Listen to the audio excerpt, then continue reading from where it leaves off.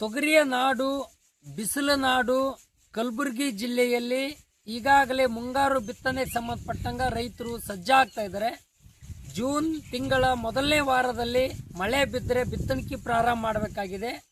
ರೈತರು ಜೂನ್ ಮುಂಗಾರು ಬಿತ್ತನೆಗೆ ಸಂಬಂಧಪಟ್ಟಂಗ ತೊಗರಿ, ಉದ್ದು, ಹೆಸರು, ಸೋಯಾ, ಎಳ್ಳು, ಸಜ್ಜಿ, ಹೈಬ್ರಿಡ್ ಜೋಳ, ಮೆಟಕಿ, ಹುಲ್ಲುಲಿ ಇದೆಲ್ಲ ಬಿತ್ತನೆ ಮಾಡೋದಕ್ಕೆ ಸಂಬಂಧಪಟ್ಟಂಗ ಅಲಸಂದಿ, ಅವರಿ ಬಿತ್ತನೆ ಮಾಡೋದಕ್ಕೆ ಸಂಬಂಧಪಟ್ಟಂಗ ಈಗಾಗಲೇ ಬುಕ್ಕ, ಕುಂಟಿದಿಂಡ ಸಜ್ಜನ್ನ ಮಾಡ್ಕೊಳ್ತಾ ಇದ್ದಾರೆ. ಅದು ಅಲ್ಲದೆ ಅದರ ಜೊತೆಗೆ DAP ಗೊಬ್ಬರನ್ನ ರೆಡಿ ಮಾಡ್ಕೊಳ್ಬೇಕಾಗಿದೆ. ಆದರೆ ಗೊಬ್ಬರ ಎಲ್ಲೂ ಕೂಡ ಸಿಗ್ತಾ ಇಲ್ಲ. ರೈತರು ಪರೇಶಾನ್ ಆಗ್ತಾ ಇದ್ದಾರೆ.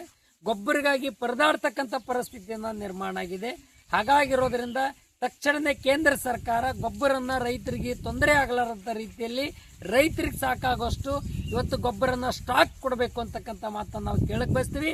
ಯಾವ ಪ್ರತಿ ವರ್ಷದಂತೆ ಈ ವರ್ಷ ಕೂಡ ಏನು ಹೋದ ವರ್ಷದ್ದು ಏನು ಲಕ್ಷಾನುಗಟ್ಟಲೆ ಮೆಟ್ರಿಕ್ ಟನ್ ಇವತ್ತು ಗೊಬ್ಬರನ್ನ ನಮ್ಮ ಇದಕ್ಕೆ ಕಲಬುರಗಿ ಜಿಲ್ಲೆಗೆ, ಕರ್ನಾಟಕ ರಾಜ್ಯಕ್ಕೆ ಕೊಡಬೇಕಾಗಿದೆ.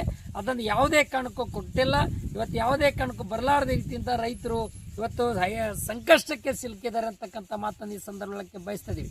ಇದರ ಜೊತೆಯಲ್ಲಿ ಕೇಂದ್ರ ಸರ್ಕಾರ ಒಂದು ಕಡೆಗೆ ಹೇಳ್ತದ 10 ಮತ್ತು ಕೃಷಿ ಇಲಾಖೆ ಅಧಿಕಾರಿಗಳು ಸರ್ಕಾರ ಅಂಕರ ಇವತ್ತು ಒಂದು ಕಡೆ ಪ್ರಚಾರ ಮಾಡ್ತದೆ. DAPಕ್ಕಿಂತ ಅತಿ ಹೆಚ್ಚು ಇವತ್ತು ಇದಕ್ಕೆ ಕಬ್ಬಿಗೆ 10, 26, 26 ಅಂದ್ರೆ 10-26 ಗೊಬ್ಬರ ಅಂತ ಕರೀತಾರೆ.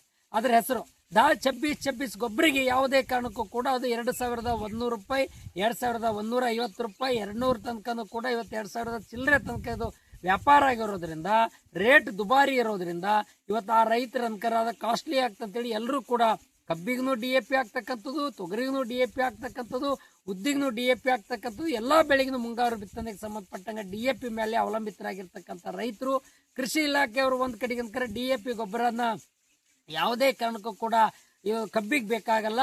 ಅದಕ್ಕಿಂತ ಅತಿ ಹೆಚ್ಚು 10-26 ಗೊಬ್ಬರ ಮಾತ್ರ ಆಗ್ಬೇಕು ಅಂತಕ್ಕಂಥ ಮಾತನ್ನು ಇವತ್ತು ಒಂದ್ ಕಡೆ ಪ್ರಚಾರ ಮಾಡ್ತಾ ಇದ್ರೆ ನಾನು ಹೇಳಕ್ಕೆ ಬಯಸ್ತಾ ಇದ್ದೀನಿ. ಇವತ್ತು ಯಾವುದೇ ಕಾರಣಕ್ಕೂ ಕೂಡ ಕೇಂದ್ರ ಸರ್ಕಾರ ತಕ್ಷಣನೇ 10-26 ಗೊಬ್ಬರಿಗೆ ಯಾಕೆ ಸಬ್ಸಿಡಿ ಕೊಡ್ತಾ ಇಲ್ಲ? ಸಬ್ಸಿಡಿ ಕೊಡ್ಲಾರ್ದೇನೆ, ಸಹಾಯಧನ ಕೊಡ್ಲಾರ್ದೇನೆ ರೈತರಿಗೆ ಅನ್ಯಾಯ ಮಾಡ್ತಾ ಇದೆ.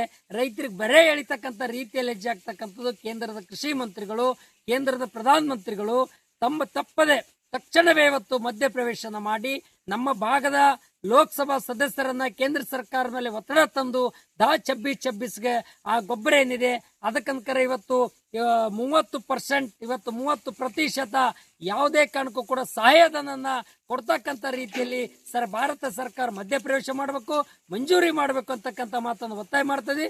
10-26ಗೆ ಸಬ್ಸಿಡಿ ಕೊಡಬೇಕು ಅಂತ, ಸಹಾಯಧನ ಕೊಡಬೇಕು ಅಂತಕ್ಕಂಥ ಮಾತನ್ನು ಆಗ್ರಹ ಮಾಡ್ತಿದ್ವಿ.